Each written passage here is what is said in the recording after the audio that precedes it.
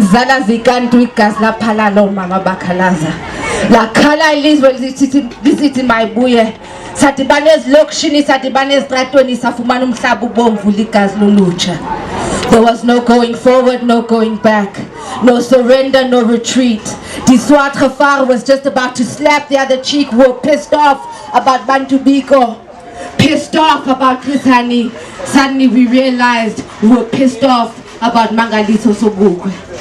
Sasikogelela singabantu abamnyama sidikiwe sathi kwanele basibizela uKhodesa apho basikhathela khona basinika le vote engenamali.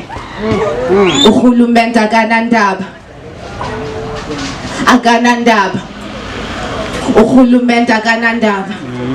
The economy was kept in place and enriched. A few house slaves were allowed to sit at the master's table. Now ANC no longer had to grovel.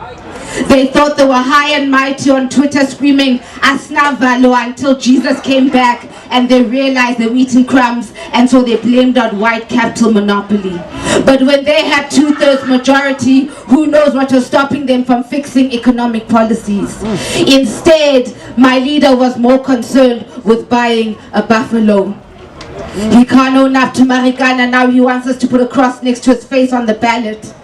He can't own up to Marikana, now he wants us to put a cross next to his face on the ballot.